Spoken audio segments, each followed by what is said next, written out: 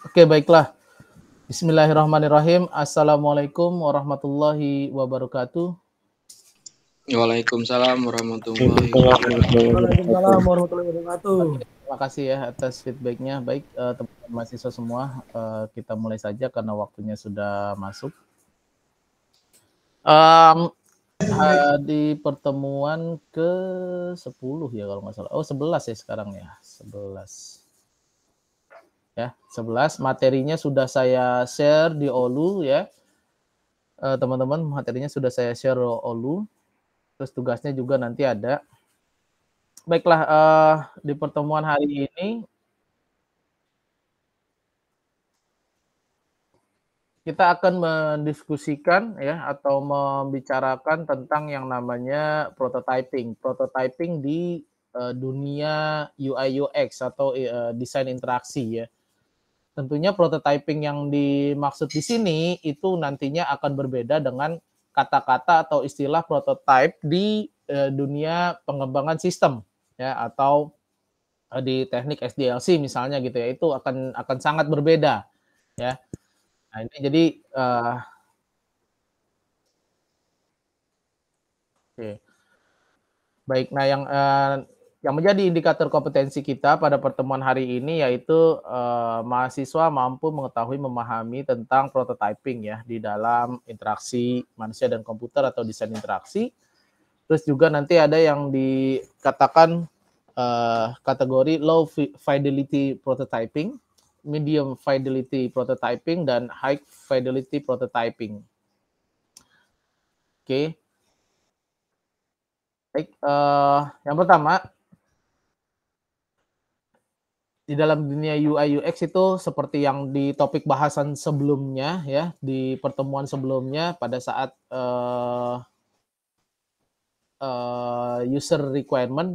establishing requirement ya, itu memang tantangan di UI UX itu adalah bagaimana menerjemahkan gitu ya, bagaimana menerjemahkan ke kebutuhan atau keinginan ya, tidak keinginan sih, tapi lebih kepada kebutuhan gitu ya. Nah ini seringkali tidak dapat diterjemahkan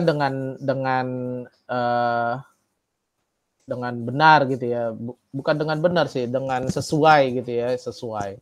Jadi seringkali pengguna itu tidak mampu ya, tidak dapat memberitahu apa yang sebenarnya mereka butuhkan secara spesifik ya terkait penggunaan dalam suatu produk.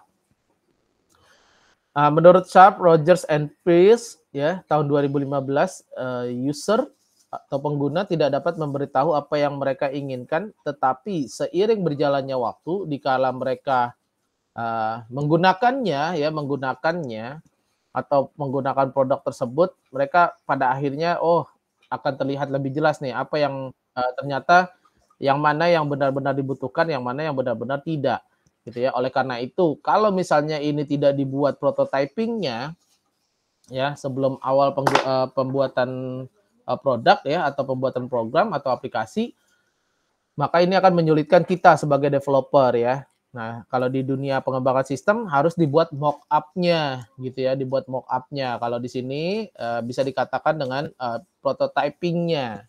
Supaya nanti ada bayangan awal, ada gambaran awal nanti jadinya nih sistem ini seperti apa. Nah, apa itu prototype? Ya, secara definisi menurut Gottfried and Seiden tahun 2013, prototype di dunia UI UX atau desain interaksi merupakan sebuah approximation.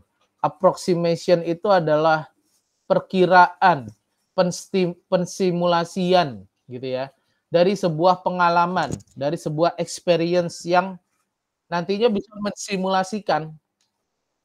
Ingat yang kata-kata simulasi itu kalau kita mau jabarkan, simulasi itu belum kejadian yang sebenarnya, ya, belum kejadian yang sebenarnya, tapi berupa simulasi saja gitu ya. Latihan, ya bisa dikatakan seperti training, latihan ya, simulasikan, gladi resik gitu ya. Nah itu banyak tuh kata-katanya. Nah, jadi itu merupakan sebuah approximation dari sebuah pengalaman yang dapat mensimulasikan nantinya seperti apa penggunaan dari suatu produk. Ya, ingat kalau ngomongin produk ya itu sebuah program atau aplikasi ya di mata kuliah kita. Nah, prototipe juga definisi lainnya adalah sebuah desain awal untuk antarmuka. Tentunya ini sangat sederhana atau lightweight. Nah, makanya ini muncullah kalau di dunia pengembangan sistem namanya mock-up, seperti itu ya. Tujuannya adalah untuk mengeksplorasi konsep dan memperoleh feedback dari pengguna. Selalu kita butuhkan feedback dari calon pengguna sistem ini, gitu ya. Apakah nanti sudah sesuai button-buttonnya, layout buttonnya, besar kecil buttonnya, ya, dan lain sebagainya. Font-fontnya, ya, ukuran, tipe, warnanya dari font tersebut, ya, dan lain-lain lah, banyak macamnya. Muncul kata-kata prototype, secara etimologi berasal dari bahasa Yunani yang artinya protophos, gitu ya. Kalau saya nggak salah tuh bacanya. Terus artinya dia merupakan gabungan dari kata protos dan typos. Artinya kalau protos itu pertama ya, typos itu adalah pola atau kesan ya. Jadi merupakan kesan pertama nih. Prototype ini adalah merupakan kesan pertama dari produk kita. Nah, ini di dalam desain interaksi life cycle, prototype ini sama lah, mirip-mirip ya, dari mulai kita membuat sebuah konsep ya, menyatakan asumsi ya, terus kita bikin konsepnya ya, sehingga kira-kira yang paling bagus nih konsepnya seperti apa, most valuable product gitu ya, konsep yang paling wahnya nantinya seperti apa yang bisa kita buat. Nah, terus nanti kita kasih estimasi gambaran pengerjaannya dan biayanya dengan konsep yang paling wah ini, apakah nanti penggunanya bisa mengakomodir itu ya dari harga dan waktunya. Kalau misalnya enggak ya diturunkan lagi speknya, diturunkan lagi dan diturunkan lagi sehingga mencapai kesepakatan. Ketika itu sudah terjadi kesepakatan, maka melakukan eksperimen. Nah, melakukan uji coba, melakukan simulasi, diuji cobakan ya. Ini sebelum dibuat programnya ya, sebelum kita ngoding ya. Jadi ya, prototype ini ya, mock-up ini. Nah, setelah dilakukan eksperimen ya, semua terhubung ke menu-menunya dan lain sebagainya, minta feedback dari penggunanya atau calon penggunanya. Feedbacknya beragam, bisa feedbacknya secara langsung, atau juga bisa kita berikan kuesioner ya, baik online maupun offline dan lain-lain sebagainya. Banyak ya, seperti yang pernah saya jelaskan di pertemuan sebelumnya, yaitu establishing requirement. Prototype manfaatnya ya udah pasti mengeksplorasi desain oleh si developer, atau bisa juga sebagai salah satu tools untuk memodelkan aplikasi ya, memodelkan aplikasi.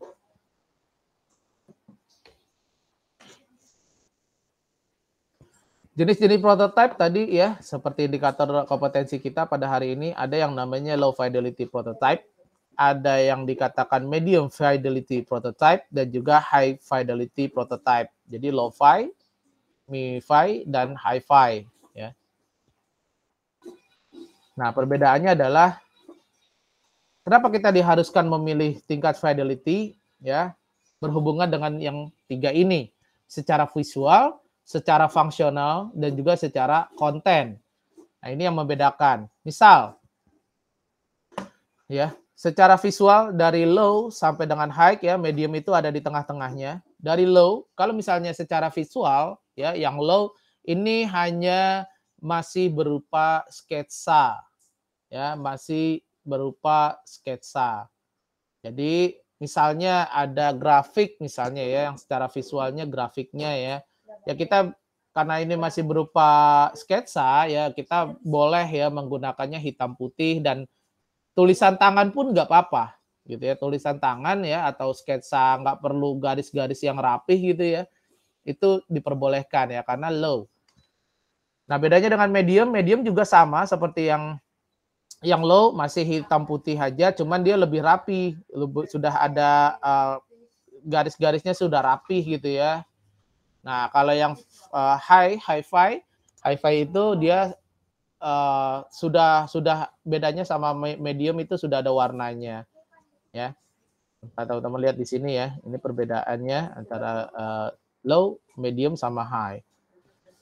Untuk fungsionalnya, jadi misalnya ingin menampilkan tombol unduh ya, menampilkan tombol unduh. Biasanya kalau kita mau mengunduh atau mendownload itu tampil apa ya, progress gitu ya, sedang dilakukan pengunduhan atau sedang dilakukan download. Nah, ini kalau yang low fidelity ini maka masih tulisan aja tombol unduh. Ketika misalnya diklik tombol unduhnya maka dia muncul tulisan menampilkan loading circle. Jadi seperti itu. Nah, kalau medium sudah tampil loading circle-nya gitu ya, tapi sudah dalam warna. Belum dalam warna, masih hitam putih. Kalau yang high sudah berwarna gitu ya, sudah berwarna. Nah, untuk konten ya boleh kita pakai yang default ya. Kalau misalnya teman-teman perhatikan kan suka ada tuh konten-konten teks yang default ya, seperti yang ini lorem ipsum dollar gitu ya. Nah, medium juga sama ya, cuman kalau yang ini adalah diketik biasa. Kalau yang konten sudah disesuaikan misalnya ukurannya, jenis fontnya, cuman masih hitam putih juga. Kalau yang high jadi sudah konten sebenarnya, udah ada warnanya dan lain sebagainya. Low fidelity prototype itu biasanya bisa menggunakan media sederhana seperti kertas, cardboard ya, atau karton gitu ya, dan lain-lain. Nah, ini cost-nya tuh lebih murah dan mudah gitu ya. Nah, kalau yang low fidelity juga kalau di sekarang sudah diakomodir juga oleh tools ya, seperti Balsamiq maupun Figma ya, ada pilihannya low fidelity, ada pilihannya juga. Contoh misalnya kita ingin membuat sebuah storyboard ya, seperti ini aja, garisnya nggak perlu rapi-rapi ya. Nah, boleh kita coret-coretan gitu ya, sketsa. Nah, ini contoh storyboardnya. Kalau ini adalah contoh desain websitenya ya, prototype ya, cuman yang versi low ya, boleh di kertas-kertas ya, tapi kita kumpulkan kertasnya dan kita berikan ke si penggunanya atau si user.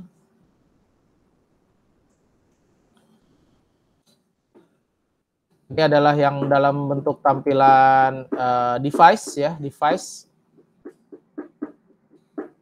Oke, terus yang berikutnya adalah medium fidelity. Medium fidelity mirip seperti low, cuman dia sudah rapih, lebih garis-garisnya sudah terstruktur dengan rapi ya. Cuman bedanya masih hitam putih ya, belum menunjukkan warna sebenarnya dari produk tersebut ya. Tapi sudah ada konten-kontennya juga, tombol buttonnya sudah mulai terlihat ya, ada dashboard misalnya, ada chat ya, Meet sudah pakai icon-icon ya, sudah menggunakan icon-icon atau simbol-simbol. Kalau yang low kan dia nggak menggunakan simbol ya atau icon ya, cuma seperti ini aja nih. Ini sudah menggunakan icon, simbol ya, dan lain sebagainya. Ini juga bisa menggunakan tools ya seperti Balsamiq atau Figma ya. Nah, keunggulan dari medium fidelity ini memberikan pekerjaannya tuh lebih rapih gitu ya, lebih rapih walaupun dalam waktu yang singkat. Terus juga bisa memberikan gambaran ya oleh si pengguna ya, karena tadi sudah muncul button-buttonnya ya, di situ ada button apa, tulisannya nanti seperti apa, simbolnya seperti apa ya, walaupun ini belum berwarna ya. Terus juga untuk bisa digunakan untuk membuat versi yang klik ya, karena ini nanti yang medium tuh udah bisa terhubung ya antara satu halaman dengan halaman lainnya ya, karena menggunakan tools. Jadi satu halaman misalnya kita bikin halaman yang dashboard ya, ketika diklik yang chat ini akan muncul halaman baru yang isinya tentang chat ya atau apa gitu. Terus kalau yang Meet ya muncul halaman yang kalender gitu. Jadi bisa di-setting seperti itu ya. Terus juga bisa juga menilai hierarki ya. Kalau misalnya kita buat tadi seperti topik bahasan sebelumnya ada test analisis ya, hierarki.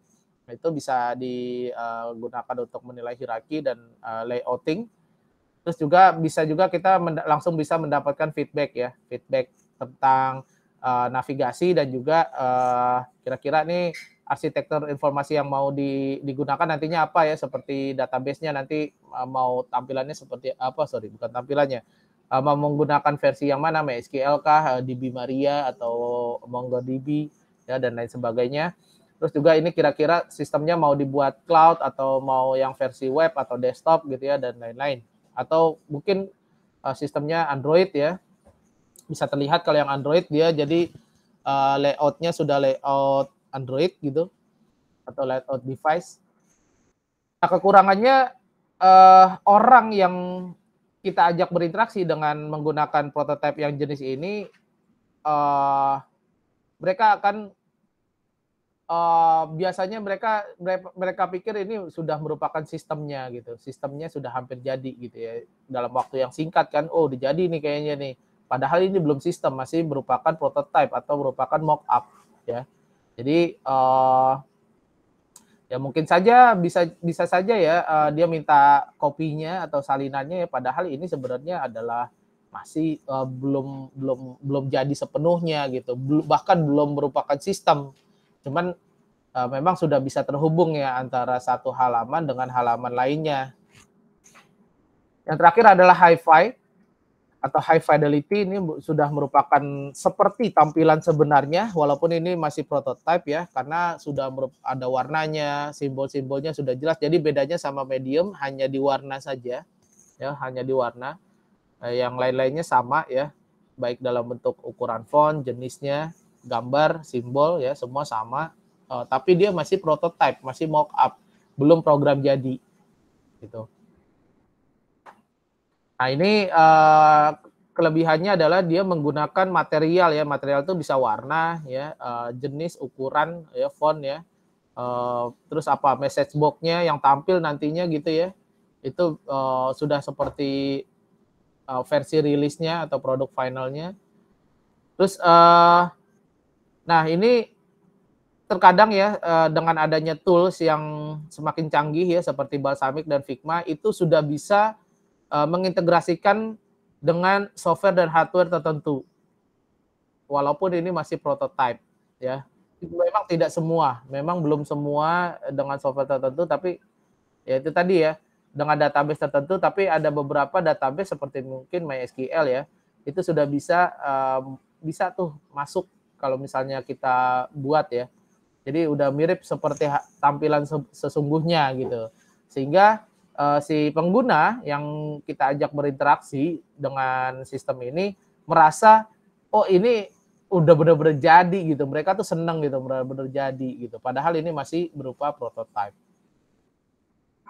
Nah, bagaimana memilih prototipe yang tepat ya? Karena tadi ya ada yang low-fi, medium-fi, sama high-fi. Ya, tadi tergantung ya. Ini harusnya nggak berwarna ya yang ini, medium-fi-nya. Nah, yang perlu diperhatikan adalah budget ya. Budget sudah pasti kalau kita ngomongin budget ada waktunya. Ya, ada waktunya.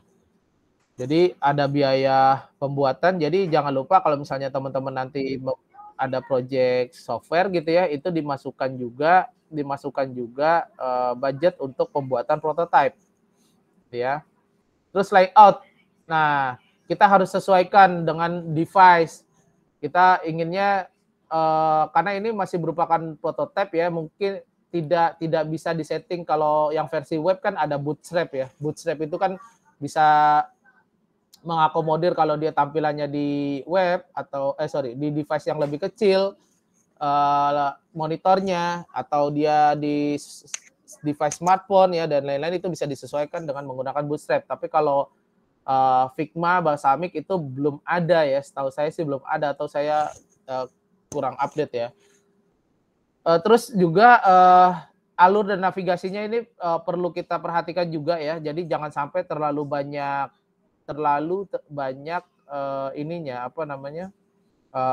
navigasi di dalamnya ya. Urutan-urutan navigasi di dalamnya tuh terlalu dalam gitu level-levelnya ya. Jadi perlu diperhatikan juga ya. Terus batasan waktunya, jangan sampai proyek kita habis waktunya hanya untuk membuat prototipe saja ya. Jadi perlu lihat lagi schedule-nya yang berhubungan sama schedule-nya gitu ya. Jadi namanya schedule constraint. Oke, Yang perlu dilakukan dalam memilih prototipe, kita harus bekerja secara kolaboratif antara pengguna dan IT stakeholder. IT stakeholder itu siapa saja, jadi tidak cuma orang IT ya dan penggunanya, ada juga tim marketing ya, manajemen ya, itu perlu kita kolaborasi ya, karena tadi semuanya tuh yang paling utama hubungannya antara antara waktu dan juga cost ya, itu harus dikomunikasikan dengan baik. Terus hindari prototyping creep ya tadi. Jadi karena kita salah mengestimasi prototipe yang akan kita gunakan ya ternyata terlalu wah atau terlalu lama hingga itu menjadi prototyping creep. Jadi ekspektasinya harus sesuai dengan kebutuhan dari si penggunanya dan juga kebutuhan dari si project tersebut. Karena itu nantinya mempengaruhi baik tujuan, durasi pengerjaan ya dan lain-lain sebagainya. Oke, terus jangan lupa diberikan keterangan bahwa ini adalah prototype ya. Berikan keterangan bahwa ini adalah prototype. Biasanya di pojok-pojok ya ada tulisan prototype. Software juga begitu biasanya. Kalau ini softwarenya masih beta, biasanya di menu about ya, about atau help gitu ya, itu dijelaskan bahwa ini softwarenya masih beta versi berapa gitu. Jadi belum fix. Itu harus diperhatikan ya teman-teman. Nah, yang perlu dihindari, kita sebagai developer jangan membuat prototype ya, khususnya yang fiturnya yang ternyata nggak bisa kita implementasikan ya. Jadi kalau kata dosen saya dulu ya, membuat proposal itu sesuatu hal yang mudah ya, membuat proposal. Proposal apapun itu, proposal penelitian, proposal ini ya, karena itu kan cuma janji, proposal itu janji. Yang sulit itu adalah implementasinya, pengerjaannya ya. Jadi kalau misalnya kita sudah menjanjikan membuat sebuah proposal mau membangun surga misalnya ya, mau bangun surga, itu gampang itu gitu ya, kita listin apa aja gitu, itu gampang. Yang sulit itu implementasinya gitu ya. Jadi itu harus kita hindari ya, jangan membuat fitur ya di prototipe yang ternyata nggak bisa diimplementasikan ya, karena ketika prototipe itu udah oke, itu ada hitam di atas putihnya. Oke, ini dia yang kita mau nih, nanti seperti ini, nanti akan dicocokkan gitu sama si pengguna. Apakah ini memang ini ya, apakah ini memang bisa nantinya jadinya seperti ini. Oke, nah terus jangan mengambil setiap masukan feedback untuk prototipe sebagai requirement baru. Jadi requirement di awal sebelum membuat prototipe ini kan sudah ada requirement-nya ya. Nah, ketika prototipe ini diperlihatkan ke pengguna, itu jangan dijadikan semuanya ya ketika ada masukan itu sebagai requirement baru gitu ya. Jangan, karena itu sesuatu hal yang berbeda gitu. Ya, karena pasti pengguna, oh iya saya maunya begini begini begini. Lihat lagi di requirement awal. Kalau memang maunya seperti ada tambahan ini ya masukkan itu sebagai requirement tambahan. Udah pasti kalau requirement tambahan, ujung-ujungnya penambahan cost dan penambahan durasi. Ya. Oke. Nah, terus jangan kita memulai sesi review ya, review prototype. Biasanya sesi review prototype ini adalah antara si pengguna dengan si klien ya, didampingi oleh marketing juga. Tanpa memberikan feedback yang jelas. Ya, feedback yang jelas seperti apa misalnya ya, langkah-langkah penggunaannya misalnya, atau ya terkait bagaimana memberikan feedbacknya ya, si pengguna nih dimintakan feedbacknya itu seperti apa gitu, lewat chat langsung atau lewat hitam di atas putih gitu. Nah itu harus yang jelas, karena semuanya ini nanti masuk ke tadi, nggak semuanya itu bisa dijadikan requirement baru gitu ya.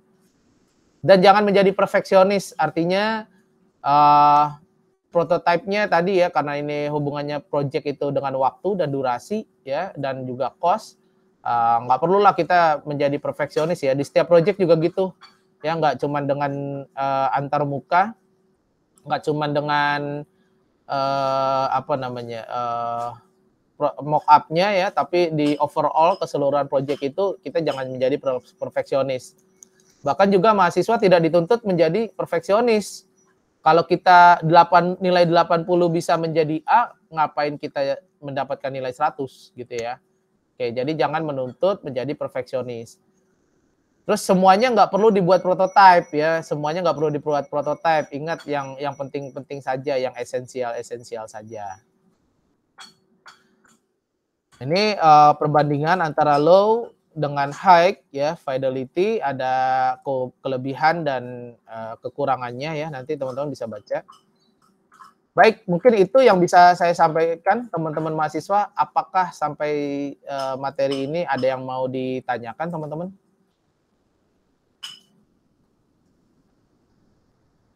Ada yang mau ditanyakan?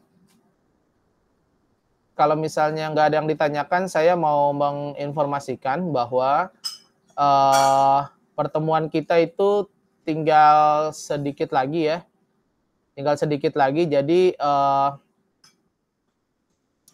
pelaksanaan UAS itu adalah dimulai di tanggal 4 Juli ya, sampai dengan 11 ya. Dan ingat, nanti akan ada libur Idul Adha ya, dari tanggal 27 sampai dengan tanggal 1, yaitu libur Idul Adha ya, atau libur Lebaran Haji gitu ya, dari tanggal 27 sampai dengan tanggal 1, artinya perkuliahan terakhir adalah di hari Senin tanggal 26. Setelah itu masuk langsung UAS. Jadi pertemuan kita, teman-teman mahasiswa ya, pertemuan kita terakhir itu adalah di pekan depan, yaitu tanggal 19 ya. Yaitu di tanggal 19. Jadi tinggal satu pertemuan lagi, dan yang perlu di-aware adalah tugas-tugas harus diselesaikan. Ya, ada tugas-tugas nih dari mulai pertemuan setelah UAS ini harus diselesaikan ya, biar cepat. Oke. Baik, ada yang mau ditanyakan terkait pertemuan kita hari ini? Tidak ada, Pak. Oke, baik. Kalau misalnya nggak ada, tugasnya sudah saya share di Olu ya. Terus juga saya buka kuis ya. Ini udah belum ya? Oh, saya lupa ya. Oh, ini belum. Saya buka kuis 10 aja ya. Kuis 11-nya saya udah buat, tapi kok nggak ada ya di sini ya. Oke, saya bukakan ini aja ya, diisi aja ya kuis 10-nya. Oke, itu terima kasih yang sudah hadir di pertemuan. Oh iya, sorry, saya absen dulu. Absen dulu ya. Siap. Oke, saya absen dulu teman-teman mahasiswa. Ahmad Fakihudin ada? Enggak ada ya? Panggi Bagas Nur Afitro? Enggak ada juga. Ismat? Hadir, Pak. Hadir ya Ismat ya. Alif Haris Nugroho? Hadir, Pak. Oke, Doni Gunawan Rambe? Enggak ada Doni? Hadir, Pak. Doni, Pak. Doni. Oh, Lulu Nadira? Hadir, Pak. Oke, Maulana Sidik? Enggak ada.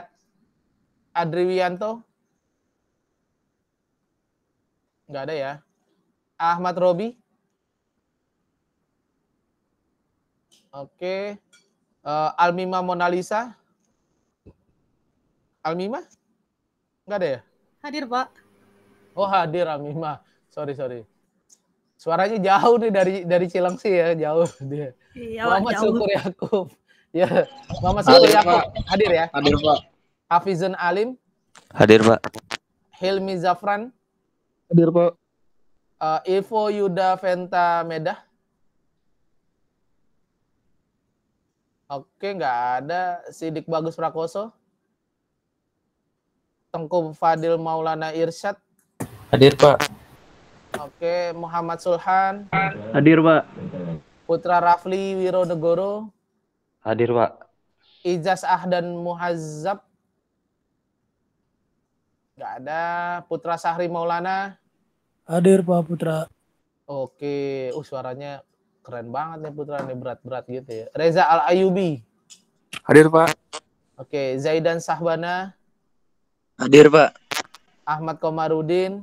Hadir, Pak. Helmi Fadilah. Nggak ada. Oke, Muhammad Gama Al Hakim. Hadir Pak. Hilmi Amar.